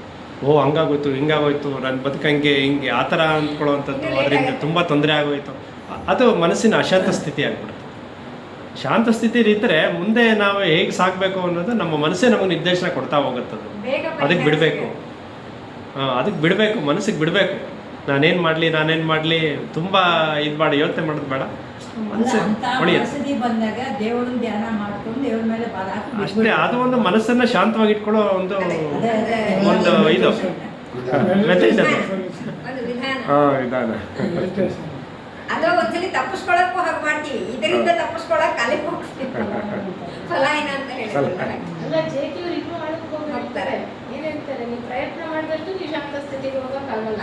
ಪ್ರಯತ್ನ ಬಿಡಿ, ನಾವು ಶಾಂತವಾಗಿ ಇಟ್ಕೋಬೇಕು ಅಂತ ಪ್ರಯತ್ನ ಮಾಡಿದ್ರೆ ಆ ಪ್ರಯತ್ನದಲ್ಲಿ ನಾವು ಸಫಲ ಆಗೋದಿಲ್ಲ. ಪ್ರಯತ್ನ ರಾಹಿತ್ಯ ಸ್ಥಿತಿ, ಅದನ್ನೇ ಅವ್ರು ಹೇಳೋದು, ಸಹಜವಾಗಿ ಬರಬೇಕು. ಸಹಜವಾಗಿರ್ಬೇಕು ಅಂದ್ರೆ ನೀವು ಅದು ಯಾವುದು ಸಮಸ್ಯೆ ಇರ್ಬೋದು, ಅದು ಒಂದು ವಿಚಾರ ಆಗಿರ್ಬೋದು, ಅದನ್ನ ನೀವು ಏಕಾಗ್ರತೆಯಿಂದ ನೀವು ಆಳಕ್ಕೆ ಹೋಗಿ, ಅದಕ್ಕೆ ಶಾಂತವಾಗುತ್ತೆ. ಅವ್ರ ಮನಸ್ಸು ತಾನೇ ತಾನಾಗಿ ಶಾಂತವಾಗುತ್ತೆ. ಅದು ಚಿಂತನೆ ಆಗುತ್ತೆ, ಚಿಂತೆ ಆಗಲ್ಲ. ಚಿಂತೆ ಮೇಲ್ಮೈನಲ್ಲಿದ್ದಾಗ ಚಿಂತೆ ಅಲೆಗಳು ಜಾಸ್ತಿ ಇರುತ್ತೆ. ಸಮುದ್ರದಲ್ಲಿ ಮೇಲೆ ಒಳಗಡೆ ಏನಾಗುತ್ತೆ, ನಿಶ್ಚಲವಾಗಿರುತ್ತೆ. ಅಷ್ಟೇ ಅರ್ಥ ಮಾಡ್ಕೊಳ್ಳೋದು. ಮೇಲ್ಮೈಯಲ್ಲಿ ಚಿಂತೆ ಇರುತ್ತೆ, ಅಲ್ಲಿ ಅಲೆಗಳು ಜಾಸ್ತಿ. ಒಳಗೆ ಹೋದ್ರೆ ಆಳದಲ್ಲಿ ಅಲೆಗಳಿರಲ್ಲ. ಅಷ್ಟೇ. ಯಾವುದಾದ್ರೂ ಒಂದು ವಿಚಾರದಲ್ಲಿ ನಾವು ಪೂರ್ತಿ ಮಗ್ನರಾದ್ರೆ ಅವಾಗ ನಾವು ಏನ್ ಮಾಡ್ತೀವಿ, ಸಹಜವಾಗಿ ಆ ಶಾಂತ ಸ್ಥಿತಿಗೆ ಹೋಗೋದಕ್ಕೆ ಸಾಧ್ಯ. ಜೆ.ಕೆ. ಅವ್ರು ಯಾವಾಗಲೂ ಒಂದು ಸ್ಟೆಪ್ ಮೇಲೆ ಹೋಗಿ ಏನ್ ಮಾಡ್ಬೇಕು ನಾವು ಪ್ರಯತ್ನ ಹಾಕೋತೀವಿ. ಪ್ರಯತ್ನ ರಾಹಿತ್ಯ ಸ್ಥಿತಿ ಅಂತಾರೆ ಅವರು. ಪ್ರತಿಯೊಂದಕ್ಕೂ ಪ್ರಯತ್ನ ರಾಹಿತ್ಯ ಸ್ಥಿತಿ ಅವ್ರು ಹೇಳೋದು. ಸೊಲ್ಯೂಷನ್ ಹುಡುಕಬೇಕಾದ್ರೆ ಚಿಂತನೆ ಮಾಡಬೇಕು, ಅದೇ ಯೋಚನೆ ಮಾಡೋದಿಲ್ಲ. ಕರೆಕ್ಟ್. ಚಿಂತೆ ಮಾಡೋದಲ್ಲ, ಚಿಂತನೆ ಸೊ ಇನ್ನೊಂದು ಅಧ್ಯಯನ ಮಾಡ್ಬೋದು, ಟೈಮ್ ಇದೆ. ಆಲೋಚನೆ ಮತ್ತು ಪ್ರೇಮ, ಇದು ಅಧ್ಯಯನದ ಹೆಸರು. ಆಲೋಚನೆಯ ಹಿಂದೆ ಇಂದ್ರಿಯಾನುಭವ ಹಾಗೂ ಭಾವನಾತ್ಮಕತೆ ಇದೆ. ಇಲ್ಲೂ ಮತ್ತೆ ಆಕರ್ಷಣೆ ಮುಖ್ಯವಾಗಿ ಬರುತ್ತೆ ಆಲೋಚನೆಯ ಹಿಂದೆ. ಆದುದರಿಂದ ಅದು ಪ್ರೇಮವಲ್ಲ. ಸೊ ಇಲ್ಲಿ ಎರಡು ವಿರುದ್ಧ ಪದಗಳನ್ನು ಹೇಳ್ತಿದ್ದಾರೆ ಇಲ್ಲಿ. ಈಗ ಆಲೋಚನೆಯಲ್ಲಿ ಏನಿದೆಯೋ ಅದು ಪ್ರೇಮವನ್ನು ಪುಷ್ಟೀಕರಿಸೋದಿಲ್ಲ, ಪ್ರೇಮನೇ ಬೇರೆ ಅನ್ನೋ ಒಂದು ಹೇಳೋ ಪ್ರಯತ್ನದಲ್ಲಿ ಈ ಎರಡು ಪದನ ವ್ಯಾಖ್ಯಾನಿಸ್ತಾ ಹೋಗ್ತಾರೆ. ನೋಡಿ, ಆಲೋಚನೆಯ ಹಿಂದೆ ಇಂದ್ರಿಯಾನುಭವ ಹಾಗೂ ಭಾವನಾತ್ಮಕತೆ ಇದೆ, ಆದುದರಿಂದ ಅದು ಪ್ರೇಮವಲ್ಲ. ಆಲೋಚನೆಯು ಯಾವಾಗಲೂ ಪ್ರೇಮವನ್ನು ನಿರಾಕರಿಸುತ್ತದೆ. ಪ್ರೇಮನೇ ಬೇರೆ, ಆಲೋಚನೆ ಬೇರೆ ಅಲ್ಲ. ಅಂದರೆ ಇನ್ನೊಬ್ಬರನ್ನ ನಾನು ಪ್ರೇಮಿಸ್ತೀನಿ ಅನ್ನೋ ಒಂದು ವಿಚಾರನ ನಾವು ಯೋಚನೆ ಮಾಡ್ತೀವಲ್ಲ, ಅದು ಕೂಡ ಪ್ರೇಮ ಅಲ್ಲ ಅನ್ನೋ ರೀತಿ ಹೇಳೋ ರೀತಿಯಲ್ಲಿ ಇವರು ಹೇಳ್ತಾ ಇರೋದು. ಆಲೋಚನೆಯು ಸ್ಮರಣೆಯನ್ನು ಆಧರಿಸಿದೆ, ಪ್ರೇಮವು ಸ್ಮರಣೆಯಲ್ಲ. ನೀವು ಪ್ರೀತಿಸುವವರ ಬಗ್ಗೆ ಆಲೋಚಿಸುತ್ತೀರಿ, ಆದರೆ ಆ ಆಲೋಚನೆಯು ಪ್ರೇಮವಲ್ಲ. ಪ್ರೇಮ ಅಂದರೆ ಏನು ಅಂತ ಮುಂದೆ ಹೇಳ್ತಾ ಬರ್ತಾರಂಗೆ. ನೀವು ನಿಮ್ಮ ಸ್ನೇಹಿತನ ರೀತಿ ನೀತಿಗಳು ಹಾಗೂ ವೈಚಿತ್ರ್ಯಗಳನ್ನು, ಆತನ ಜೊತೆ ನಿಮಗಾದ ಸಿಹಿ ಕಹಿಯ ಅನುಭವಗಳನ್ನು ಸ್ಮರಿಸುತ್ತೀರಿ, ಆದರೆ ನಿಮ್ಮ ಆಲೋಚನೆ ಕೆದಕಿ ತರುವ ಚಿತ್ರಗಳು ಪ್ರೇಮವಲ್ಲ. ಅದ್ಯಾವುದೂ ಪ್ರೇಮವಲ್ಲ. ಈಗ ಯಾವುದೋ ಒಂದು ಒಳ್ಳೆಯ ಘಟನೆಗಳನ್ನೇ ಸ್ಮರಿಸ್ಬೋದು, ಚೆನ್ನಾಗಿರುವಂಥದ್ದು ಒಂದು ಸಂತೋಷವಾದ ಸಮಯವನ್ನೇ ಆಚರಿಸ್ಬೋದು, ಇನ್ನೊಬ್ಬರನ್ನ ಪ್ರೇಮಿಸುವಂಥ ಒಂದು ಘಟನೆಗಳನ್ನೇ ಸ್ಮರಿಸ್ಕೊಳ್ಬೋದು, ಆದರೆ ಅದು ಯಾವುದೂ ಪ್ರೇಮವಲ್ಲ ಇವ್ರು ಹೇಳ್ತಿರೋದು. ಅದೆಲ್ಲನೂ ಆಲೋಚನೆಯ ಭಾಗ ಅಷ್ಟೇ. ಆಲೋಚನೆಯು ಅಗಲಿಕೆಯ ಸ್ವರೂಪದ್ದಾಗಿದೆ. ಕಾಲ ಮತ್ತು ಅವಕಾಶದ ಕಲ್ಪನೆ, ಅಗಲಿಕೆ ಮತ್ತು ದುಃಖದ ಕಲ್ಪನೆಗಳು ಆಲೋಚನೆ ಪ್ರಕ್ರಿಯೆಯಿಂದ ಉತ್ಪನ್ನವಾಗುತ್ತದೆ. ನೋಡಿ, ಆಲೋಚನೆಯು ಅಗಲಿಕೆಯ ಸ್ವರೂಪದ್ದಾಗಿದೆ. ಕಾಲ ಹಾಗೂ ಅವಕಾಶದ ಕಲ್ಪನೆ, ಅಗಲಿಕೆ ಹಾಗೂ ದುಃಖದ ಕಲ್ಪನೆಗಳು ಆಲೋಚನೆಯ ಪ್ರಕ್ರಿಯೆಯಿಂದ ಉತ್ಪನ್ನವಾಗುತ್ತವೆ. ನೋಡಿ, ಆಲೋಚನೆಯಿಂದ ಏನೇನಾಗುತ್ತೆ ಅಂತ ಹೇಳ್ತಿದ್ದಾರೆ ಇಲ್ಲಿ. ನೋಡಿ, ಅಗಲಿಕೆ, ದುಃಖದ ಕಲ್ಪನೆಗಳು ಮತ್ತು ಆಲೋಚನೆಯ ಪ್ರಕ್ರಿಯೆ ಸ್ಥಗಿತಗೊಂಡಾಗಲೇ ಪ್ರೇಮ ಅಂಕುರಿಸುತ್ತದೆ. ಆದರೆ ಆಲೋಚನೆ ನಾವು ಮಾಡ್ತಾ ಇದ್ದಷ್ಟು ಆಲೋಚನೆ ಪರಿಣಾಮ ಏನಾಗುತ್ತೆ ಅಂತಂದರೆ ನಮ್ಗೆ ಅದರಿಂದ ದೂರ ಹೋಯ್ತಲ್ಲ ಅನ್ನೋ ಒಂದು ಮನಸ್ಥಿತಿಗೆ ನಾವು ಬರ್ತೀವಿ. ಅದು ಸಂತೋಷದ ಒಂದು ಸ್ಥಿತಿಯಲ್ಲೇ ನಾವು ಆಲೋಚನೆ ಮಾಡ್ತಿರ್ಬೋದು, ಓ ಮತ್ತೆ ನಮ್ಗೆ ಅದು ಸಿಕ್ಕಲ್ವಲ್ಲ ಅಂತ ಅಲ್ಲಿಗೆ ಎಂಡಪ್ ಆಗುತ್ತೆ. ಅದಕ್ಕೆ ಯಾವಾಗ ಅದು ಕಂಪ್ಲೀಟಾಗಿ ನಾವು ಆಲೋಚನೆಯನ್ನು ಬಿಟ್ಟು ಹೊರಬರ್ತೀವೋ ಆಗ ಅಲ್ಲಿ ಪ್ರೇಮ ಅಂಕುರಿಸುತ್ತದೆ ಅಂತ ಹೇಳ್ತೀವಿ. ಆಲೋಚನೆಯು ಅನಿವಾರ್ಯವಾಗಿ ಒಡೆತನದ ಭಾವನೆಗಳನ್ನು ಉದ್ದೀಪಿಸುತ್ತದೆ. ಮಾಲೀಕತನದ ಭಾವವು ಪ್ರಜ್ಞಾಪೂರ್ವಕವಾಗಿಯೋ ಅಪ್ರಜ್ಞಾಪೂರ್ವಕವಾಗಿಯೋ ಅಸೂಯೆಯನ್ನು ರೂಢಿಸುತ್ತದೆ. ಎಲ್ಲಿ ಅಸೂಯೆ ಇರುವುದೋ ಅಲ್ಲಿ ಪ್ರೇಮವಿರುವುದಿಲ್ಲ. ಅಂದರೆ ಇದೆಲ್ಲ ಆಲೋಚನೆಯ ಭಾಗವಾಗಿಯೇ ಹೇಳ್ತಾ ಇದ್ದಾರೆ ಇಲ್ಲಿ. ಎಲ್ಲಿ ಅಸೂಯೆ ಇರುವುದೋ ಅಲ್ಲಿ ಪ್ರೇಮವಿರುವುದಿಲ್ಲ. ಆದರೂ ಬಹಳಷ್ಟು ಜನ ಅಸೂಯೆಯು ಪ್ರೇಮದ ಸಂಕೇತ ಎಂದು ಭಾವಿಸುತ್ತಾರೆ. ಪ್ರೇಮದಲ್ಲೇ ಅಸೂಯೆಯನ್ನು ಕಾಣ್ತಾರೆ, ಅದನ್ನೇ ಪ್ರೇಮ ಅಂತ ಅನ್ಕೋತಾರೆ ಅನ್ನೋದು. ಅಸೂಯೆಯು ಆಲೋಚನೆಯ ಕೂಸು. ಏಕೆಂದರೆ ಆಲೋಚನೆಯೇ ನಕಾರಾತ್ಮಕ ಅಂತ ಹೇಳಿದ್ರೆ ನಕಾರಾತ್ಮಕ ಸ್ವಭಾವಗಳು ಏನೇನು ಬರುತ್ತೋ ಅದೆಲ್ಲ ಆಲೋಚನೆಯ ಕೂಸೆ ಆಗಿರುತ್ತೆ ಅನ್ನೋದು. ಅದು ಆಲೋಚನೆಯ ಭಾವನಾತ್ಮಕ ಮುಖದ ಪ್ರತಿಕ್ರಿಯೆ. ಅಸೂಯೆ ಅನ್ನೋದು ಆಲೋಚನೆಯ ಭಾವನಾತ್ಮಕ ಮುಖದ ಪ್ರತಿಕ್ರಿಯೆ. ಸ್ವಾಧೀನತೆ ಅಥವಾ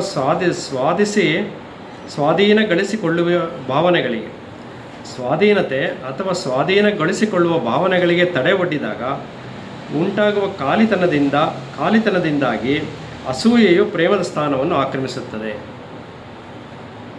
ನೋಡಿ, ಈ ವಾಕ್ಯಗಳನ್ನು ಸ್ವಲ್ಪ ಅರ್ಥ ಮಾಡ್ಕೋಬೇಕು. ಇನ್ನೊಂದು ಸಲ ಓದ್ತೀನಿ.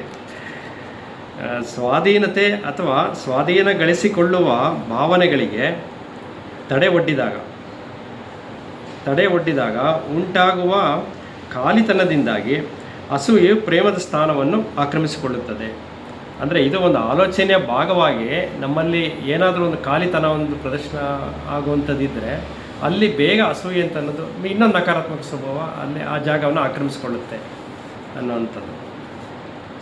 ಅಂದರೆ ಪ್ರೇಮ ಹುಟ್ಟಲಿಲ್ಲ ಅಂತಂದರೆ ಈ ಥರ ನಕಾರಾತ್ಮಕ ಸ್ವಭಾವಗಳು ಒಂದಲ್ಲ ಒಂದು ರೀತಿಯಲ್ಲಿ ನಮ್ಮ ಮೇಲೆ ದಾಳಿ ಮಾಡ್ತಾನೆ ಇರುತ್ತೆ ಅನ್ನುವಂಥದ್ದು. ಹೀಗಾಗಲು ಕಾರಣವೇನೆಂದರೆ ಆಲೋಚನೆಯು ಪ್ರೇಮದ ಪಾತ್ರವನ್ನು ನಿರ್ವಹಿಸುತ್ತದೆ. ಇದರಿಂದಾಗಿ ಎಲ್ಲ ಬಗೆಯ ಗೋಜಲುಗಳು ಮತ್ತು ದುಃಖ ಉದ್ಭವಿಸುತ್ತದೆ. ಅಂದರೆ ಅದನ್ನೇ ನಾವು ಪ್ರೇಮ ಅಂತ ಅನ್ಕೋತೀವಲ್ಲ, ಆ ಪಾತ್ರವನ್ನು ನಿರ್ವಹಿಸೋಕ್ಕೆ ಪ್ರಾರಂಭ ಮಾಡಿದಾಗ ಅಲ್ಲಿ ಇನ್ನೊಂದಷ್ಟು ಗೋಚರಗಳು ಪ್ರಾರಂಭ ಆಗ್ತಾ ಹೋಗುತ್ತೆ. ನೀವು ಇನ್ನೊಬ್ಬ ವ್ಯಕ್ತಿಯ ಬಗ್ಗೆ ಯೋಚಿಸದಿದ್ದರೆ ಆ ವ್ಯಕ್ತಿಯನ್ನು ಪ್ರೀತಿಸುತ್ತಿಲ್ಲ ಎಂದು ಹೇಳುತ್ತೀರಿ. ಆ ವ್ಯಕ್ತಿಯ ಬಗ್ಗೆ ಆಲೋಚನೆ ಮಾಡಿದರೆ ಅದನ್ನು ನೀವು ಪ್ರೇಮವೆಂದು ಕರೆಯಬೇಕೇ? ನೋಡಿ, ನೀವು ಇನ್ನೊಬ್ಬ ವ್ಯಕ್ತಿಯ ಬಗ್ಗೆ ಯೋಚಿಸುತ್ತಿದ್ದರೆ ಆ ವ್ಯಕ್ತಿಯನ್ನು ಪ್ರೀತಿಸುತ್ತಿಲ್ಲ ಎಂದು ಹೇಳುತ್ತೀರಿ. ಆ ವ್ಯಕ್ತಿಯ ಬಗ್ಗೆ ಆಲೋಚನೆ ಮಾಡಿದರೆ ಆಗ ನೀವು ಪ್ರೇಮವೆಂದು ಕರೆಯಬೇಕೇ? ಅಂದರೆ ಪ್ರೇಮ ಅಂತ ಅನ್ನೋದು ಅದಲ್ಲ ಅನ್ನೋದು ಹೇಳೋ ಒಂದು ದೃಷ್ಟಾಂತನ ಇಲ್ಲಿ ಹೇಳ್ತಾ ಇದ್ದಾರೆ. ಪ್ರೀತಿಸಿದ್ದೇವೆಂದು ಭಾವಿಸುವ ಸ್ನೇಹಿತನ ಬಗ್ಗೆ ನೀವು ಯೋಚಿಸದಿದ್ದರೆ ನಿಮಗೆ ಗಾಬರಿಯಾದೀತಲ್ಲವಾ? ತೀರಿಕೊಂಡ ಗೆಳೆಯನ ಬಗ್ಗೆ ನೀವು ಯೋಚಿಸದಿದ್ದರೆ ನಿಮ್ಮನ್ನು ನೀವು ದ್ರೋಹಿ, ಪ್ರೇಮರಹಿತ ಎಂದು ಭಾವಿಸುತ್ತಿಲ್ಲವೇ? ಅದೇ ಯಾವುದೋ ಒಂದು ಒಳ್ಳೆಯ ಸ್ವಭಾವನ ಇದು ಮಾಡಬಾರ್ದು, ಅಥವಾ ನಮ್ಮ ಎದುರುಗಡೆ ಇಲ್ಲದೆ ಇರೋದು ಸ್ನೇಹಿತನ ಬಗ್ಗೆ ಒಂದು ಒಳ್ಳೆಯ ಒಂದು ಅಭಿಪ್ರಾಯಗಳ ಮೂಡ್ ಬರ್ಬೋದು. ಬಟ್ ಅದು ಯಾವುದನ್ನು ಪ್ರೇಮ ಅಲ್ಲ ಅಂತ ಇವರು ಹೇಳ್ತಾರೆ. ಅದೆಲ್ಲ ಒಳ್ಳೆಯ ಸ್ವಭಾವನ ಇರ್ಬೋದು, ಅದು ಹಂಗಂತ ಪ್ರೇಮ ಅಲ್ಲ ಅಂತಂದ್ಬಿಟ್ಟು ಅದನ್ನೆಲ್ಲ ನಾವು ಯೋಚನೆ ಮಾಡದೇ ಇದ್ದರೆ ಆಗತ್ತಾ ಅನ್ನುವಂಥದ್ದು. ನೋಡಿ, ಅದನ್ನೆಲ್ಲ ಪ್ರೇಮರಹಿತ ಎಂದು ಭಾವಿಸುತ್ತಿರಲಿಲ್ಲವೇ? ಇಂಥ ಪರಿಸ್ಥಿತಿಯನ್ನು ನೀವು ಬೇಜವಾಬ್ದಾರಿತನದ್ದು ಎಂದು ತಿಳಿದು ಆ ವ್ಯಕ್ತಿಯ ಬಗ್ಗೆ ಆಲೋಚಿಸಲು ತೊಡಗುತ್ತೀರಿ. ಅವನ ಭಾವಚಿತ್ರ, ಛಾಯಾಚಿತ್ರ ಗಮನಿಸುತ್ತೀರಿ. ಇಲ್ಲವೇ ಮನಸ್ಸಿನಲ್ಲಿ ಆತನನ್ನು ಕಲ್ಪಿಸಿಕೊಳ್ಳುತ್ತೀರಿ. ಹೀಗೆ ಭೌತಿಕ ವಿಚಾರಗಳಿಂದ ನಿಮ್ಮ ಹೃದಯವನ್ನು ತುಂಬಿದಾಗ, ಎಲ್ಲ ಆಲೋಚನೆಯ ಒಂದು ಸ್ವರೂಪನೇ ಇದೆಲ್ಲ ನಿಮ್ಮ ಹೃದಯವನ್ನು ತುಂಬಿದಾಗ ಅಲ್ಲಿ ಪ್ರೇಮಕ್ಕೆ ಸ್ಥಾನ ಇರುವುದಿಲ್ಲ. ಬರೀ ಯೋಚನೆಗಳಿರುತ್ತೆ. ಅವ್ರು ಹಂಗಿರ್ಬೋದು, ಹಿಂಗಿರ್ಬೋದು, ಎಲ್ಲ ವಿಚಾರಗಳನ್ನು ನಾವು ನಮ್ಮ ಒಂದು ಭಾವನೆಗಳ ರೂಪದಲ್ಲಿ ತುಂಬ್ಕೋತೀವಿ. ಅದೆಲ್ಲ ತುಂಬಿಕೊಂಡಾಗ ಅಲ್ಲಿ ನಿಮಗೆ ಪ್ರೇಮಕ್ಕೆ ಜಾಗ ಎಲ್ಲಿದೆ ಅಂತ ಕೇಳ್ತೀವಿ. ಆದರೆ ನಾವು ಅದನ್ನೇ ಪ್ರೇಮ ಅಂತ ಅಂದ್ಕೊಂಡು ನಾವು ಜೀವಿಸ್ತಾ ಇದ್ದೀವಿ ಅಂತ ಅನ್ನುವಂಥದ್ದು ಇಲ್ಲಿ ಇರುವಂಥದ್ದು. ಅದು ನಿಜವಾಗಿಯೂ ಅದು ಪ್ರೇಮ ಅಲ್ಲ. ಪ್ರೇಮಕ್ಕಲ್ಲಿ ಜಾಗ ಇಲ್ಲ. ಹಾಗಾದರೆ ಎಲ್ಲಿದೆ ನೋಡೋಣ ಮುಂದಕ್ಕೆ. ಪ್ರೇಮಕ್ಕೆ ಸ್ಥಾನ ಇರುವುದಿಲ್ಲ. ನೀವು ನಿಮ್ಮ ಗೆಳೆಯನ ಜೊತೆಗಿರುವಾಗ ಆತನ ಬಗ್ಗೆ ಯೋಚಿಸುವುದಿಲ್ಲ. ಅವನ ಗೈರು ಹಾಜರಿಯಲ್ಲಿ ಆಲೋಚನೆಯು ನಿರ್ಜೀವವಾದ ದೃಶ್ಯಗಳನ್ನು, ಅನುಭವಗಳನ್ನು ಪುನಃ ಸೃಷ್ಟಿಸುತ್ತದೆ. ಆಲೋಚನೆಯೇ ಹಾಗೆ. ಪಕ್ಕದಲ್ಲಿರೋವಂಥ ವ್ಯಕ್ತಿ ಬಗ್ಗೆ ಯೋಚನೆ ಮಾಡಲ್ಲ, ಪಕ್ಕದಲ್ಲಿ ಇಲ್ಲದೆ ಇರೋವಂಥ ವ್ಯಕ್ತಿ ಬಗ್ಗೆ ಯೋಚನೆ ಮಾಡುವಂಥದ್ದೇ ಆಲೋಚನೆ ಆಗಿರುತ್ತೆ. ಗತಕಾಲದ ಈ ಪುನಃಸೃಷ್ಟಿಯೇ, ಅಲ್ಲಿ ಯಾವುದೋ ಒಂದು ಘಟನೆನ ಸಂತೋಷ ಸಿಕ್ಕಿರೋಂಥ ಒಂದು ಘಟನೆನ ಮೆಲ್ಕಾಗುವಂಥದ್ದು, ಅದೇ ಗತಕಾಲದ ಪುನಃಸೃಷ್ಟಿ ಅಂತ ಹೇಳ್ತಿರೋದು. ಸೃಷ್ಟಿಯೇ ಪ್ರೇಮವೆಂದು ಕರೆಯುತ್ತೇವೆ.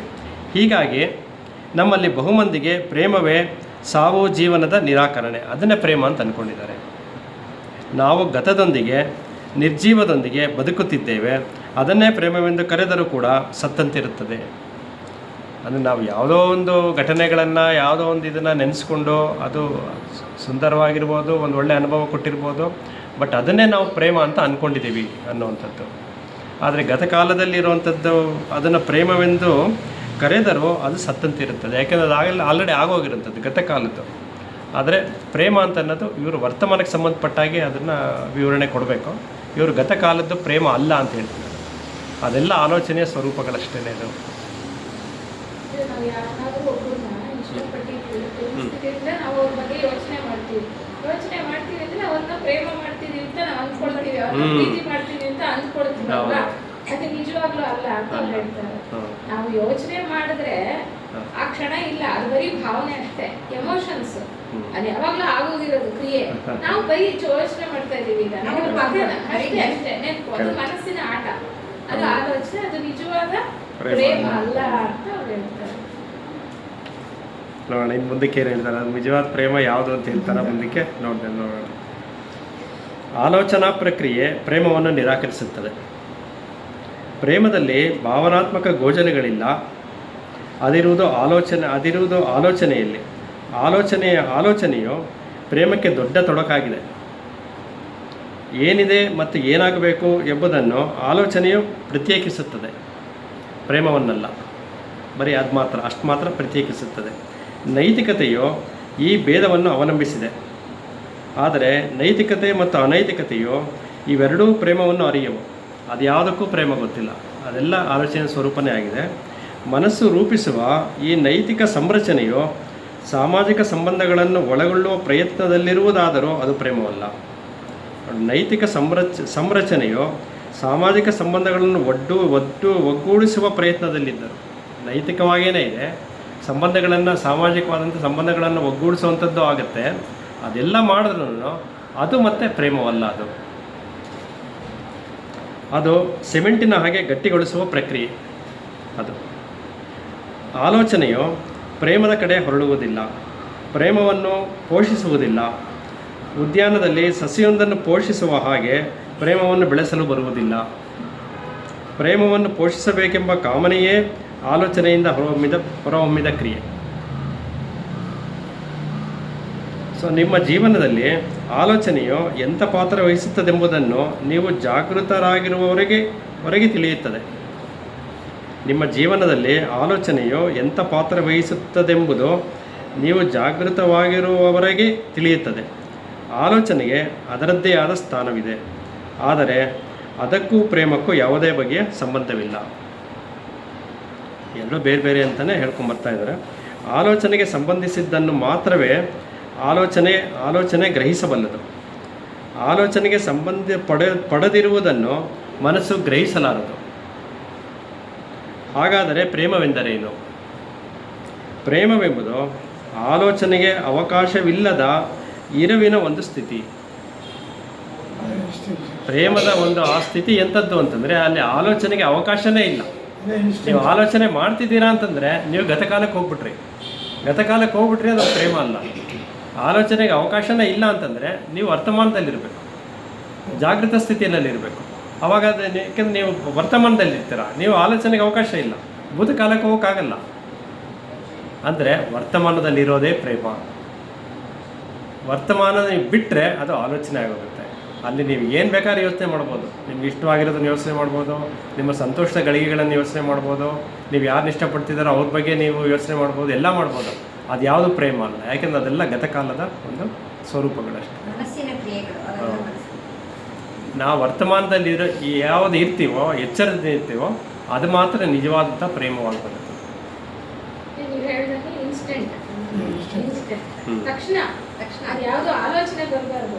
ಅಂದ್ರೆ ಆಲೋಚನೆ ಅಂದ್ರೆ ಪೂರ್ವಗ್ರಹ ಪೀಡಿತ ಅಂತ. ಅಂದ್ರೆ ಯಾವುದೋ ಹಿಂದೆ ನಾವು ಅವ್ರ ಬಗ್ಗೆ ಏನೇನು ಭಾವನೆಗಳು ಇಟ್ಕೊಂಡಿರ್ತೇವೋ ಅವು ಬರುತ್ತೆ, ಅವು ಎದ್ದೇಳ್ತವೆ ಆಲೋಚನೆ ಮಾಡಿದಾಗ. ಯಾವುದೇ ಪೂರ್ವಗ್ರಹ ಪೀಡಿತವಿರ್ತದೆ ಆ ಕ್ಷಣದಲ್ಲಿ ಅದು ವ್ಯಕ್ತವಾಗ್ತಕ್ಕಂಥದ್ದು ಅಷ್ಟೇ. ಆಲೋಚನೆಗಳಿಗೆ ನೆನಪು ಯಾವುದಕ್ಕೂ ಅಲ್ಲಿ ಅವಕಾಶ ಇಲ್ಲ, ಅದು ಪೂರ್ವಗ್ರಹ ಪೀಡಿತವಲ್ಲ. ಸೊ ಪ್ರೇಮವೆಂದರೆ ಆಲೋಚನೆಗೆ ಅವಕಾಶವಿಲ್ಲದ ಇರುವಿನ ಒಂದು ಸ್ಥಿತಿ. ಆಲೋಚನೆಗೆ ಅವಕಾಶವಿಲ್ಲದ್ದು ಅಂತಂದರೆ ನಾವು ತಿಳ್ಕೋಬೇಕು ಅದು ವರ್ತಮಾನದ್ದು, ಅದು ಜಾಗೃತ ಸ್ಥಿತಿ. ಪ್ರೇಮದ ವ್ಯಾಖ್ಯಾನವೆಂಬುದು ಆಲೋಚನೆಯ ಪ್ರಕ್ರಿಯೆಯೇ ಆಗಿದೆ. ಹೀಗಾಗಿ ಅದು ಪ್ರೇಮವಲ್ಲ. ನಾವು ಆಲೋಚನೆಯನ್ನು ಗ್ರಹಿಸಬೇಕಲ್ಲದೆ ಆಲೋಚನೆಯ ಮೂಲಕ ಪ್ರೇಮವನ್ನು ಸೆರೆ ಹಿಡಿಯುವುದಲ್ಲ.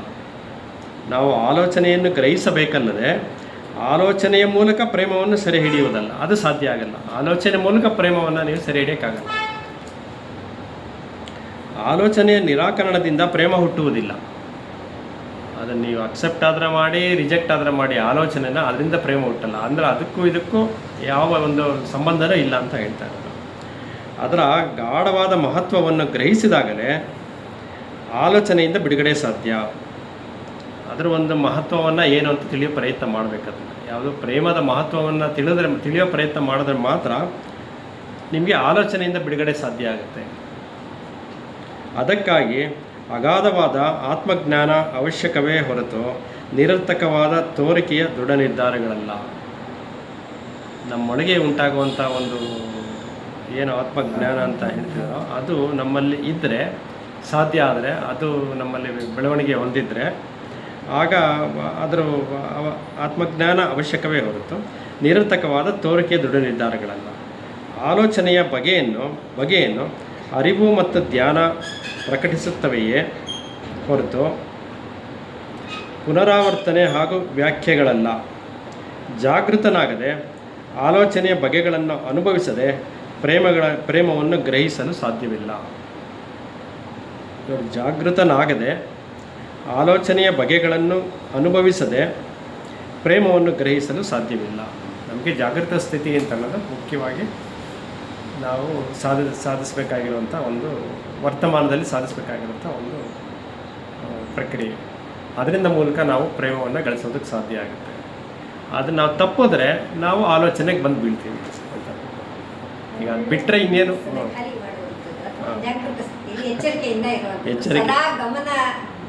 ಇರಬೇಕು. ನಾವು ಅಲ್ಲಿ ಬಿಟ್ಟರೆ ನಮ್ಗೆ ಅದು ಆಯಾಸ ಆಯಿತು ಅಂತ ಬಿಟ್ಟರೆ ನಾವು ಭೂತಕಾಲಕ್ಕೆ ಹೋಗ್ಬಿಡ್ತೀವಿ, ಮತ್ತು ಆಲೋಚನೆಗೆ ಹೋಗ್ಬಿಡ್ತೀವಿ. ಅದನ್ನು ಸಾಧನೆ ಮಾಡೋದಕ್ಕೆ ಬೇಕು. ಅದಕ್ಕೆ ಈ ಧ್ಯಾನದ ಪ್ರಕ್ರಿಯೆಗಳೆಲ್ಲ ಅದೆಲ್ಲ ಕಾನ್ಸ್ಟೆಂಟ್ ಅವೇರ್ನೆಸ್ಗೆ ನಮ್ಗೆ ಹೆಲ್ಪ್ ಮಾಡುತ್ತೆ ಅಂತ ಅದನ್ನೆಲ್ಲ ನಿರಂತರವಾಗಿ ಪ್ರಾಕ್ಟೀಸ್ ಮಾಡಿಸೋದು. ಈ ಅವೇರ್ನೆಸ್ ಬೇಕು ಅಂತ.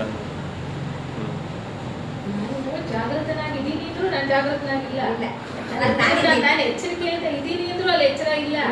ಆ ಸೂಕ್ಷ್ಮ ಗ್ರಹಿಸ್ಕೋಬೇಕು. ಜಾಗೃತನಾಗಿದ್ದೀನಿ ಇಲ್ಲ, ನಾನು ಎಚ್ಚರವಾಗಿದ್ದೀನಿ ಅಂದ್ರೆ ಅಲ್ಲಿ ಇಲ್ಲ. ಆದ್ರೆ ಆ ಕ್ಷಣ ಅಲ್ಲಿ ಪೂರ್ಣ ಗ್ರಹಿಕೆಯಲ್ಲಿರ್ಬೇಕು. ಅದು ಸ್ವಲ್ಪ ಆಚೆ ಈಚೆ ಆದ್ರೂ ಇಟ್ ಇಸ್ ಗಾನ್. ಹಾಗೆ ಆ ಥರ ಅವರು ಸದಾ ಎಚ್ಚರದಿಂದ ಇರುವಂಥದ್ದು ಅದನ್ನ ನಾವು ಸಾಧ್ಯ ಮಾಡೋದಕ್ಕೆ ಆಗಬೇಕು ಅನ್ನೋದು. ಅದಕ್ಕೆ ಅವರೇ ಜೀವನನೇ ಧ್ಯಾನ ಅಂದ್ರೆ ಪ್ರತಿ ಕ್ಷಣವೂ ಧ್ಯಾನ ಅಂತ. ನೀವು ಒಂದ್ ಕಡೆ ಕೂತ್ಕೊಂಡು ಧ್ಯಾನ ಮಾಡಿದ್ರೆ ಧ್ಯಾನ ಅಲ್ಲ ಅಂತ. ಒಂದು ದಿನ, ಒಂದು ಕ್ಷಣ, ಒಂದು ಗಂಟೆ ಅದೆಲ್ಲ ಇಡೀ ನಿಮ್ಮ ಕೆಲಸಗಳು ಇಡೀ ದಿನವೆಲ್ಲ ಧ್ಯಾನ. ವರ್ತಮಾನ ಸ್ಥಿತಿಯೇ ಧ್ಯಾನ ಅಷ್ಟೇ.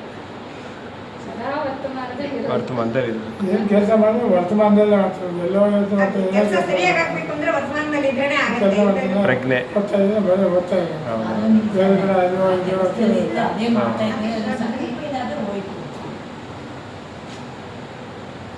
ಆದರೆ ಮನಸ್ಸಿಗೆ ಕೆಲಸ ಕೊಡಬೇಡಿ. ಅದನ್ನು ಯಾವ ರೀತಿ ಸಾಧಿಸೋ ಪ್ರಯತ್ನ ಮಾಡಿದ್ರೆ ನೀವು ಸದಾ ವರ್ತಮಾನದಲ್ಲಿ ಇರೋದ್ರ ಮೂಲಕ, ಪ್ರಜ್ಞಾಸ್ಥಿತಿಯಲ್ಲಿರೋದ್ರ ಮೂಲಕ ಮನಸ್ಸನ್ನು ಮರೆಯೋ ಹಾಗೆ ಮಾಡಿಬಿಡಿ. ಮನಸ್ಸು ಅನ್ನೋದು ನಮ್ಮನ್ನು ಬೇಗ ನಕಾರಾತ್ಮಕತೆಗೆ ಎಳ್ಕೊಂಬಂದು ಬಿಟ್ಬಿಡುತ್ತೆ. ಭೂತ ಭವಿಷ್ಯದ ಯೋಚನೆಗಳಲ್ಲಿ ನಮ್ಮನ್ನು ಮುಳುಗಿಸ್ಬಿಡುತ್ತದು. ಅದರಿಂದ ತಪ್ಪಿಸ್ಕೊಳ್ಳೋದಕ್ಕೆ ಒಂದು ದಾರಿ ಇದೆ. ಏನಪ್ಪ ಅದು ಅಂದರೆ ವರ್ತಮಾನ ಸ್ಥಿತಿ. ಗ್ರಹಿಕೆಯನ್ನು ಮನಸ್ಸಿನ ಕೆಲಸನೇ, ಆಲೋಚನೆಯನ್ನು ಹೋಗ್ಬಾರ್ದು. ಅದು ಪೂರ್ಣ ಗ್ರಹಿಕೆಯ ಸ್ಥಿತಿಯಲ್ಲಿದ್ದರೆ ಆಗ ಮಾತ್ರ ವರ್ತಮಾನದಲ್ಲಿರೋದು ಸಾಧ್ಯ ಅಂತ ನಾವು ಅರ್ಥ ಮಾಡ್ತೀವಿ. ಎಚ್ಚರದಲ್ಲಿದ್ರೆ ಗ್ರಹಿಕೆ ಅಂದರೆ ಆಗುತ್ತೆ. ಮನಸ್ಸನ್ನು ನಾವು ಯಾವ ರೀತಿ ಉಪಯೋಗಿಸ್ಬೇಕು ಅನ್ನೋದು ವರ್ತಮಾನದಲ್ಲಿರೋದ್ರ ಮೂಲಕ ನಾವು ಗ್ರಹಿಕೆನ ಕಂಡುಕೊಳ್ಳೋದಕ್ಕೆ ಸಾಧ್ಯ ಆಗುತ್ತೆ. ಬಿಟ್ಬಿಟ್ರೆ ಅದು ಭೂತ ಭವಿಷ್ಯದಲ್ಲಿ ನಮ್ಮನ್ನ ಓಲಾಡ್ಸತ್ತದು.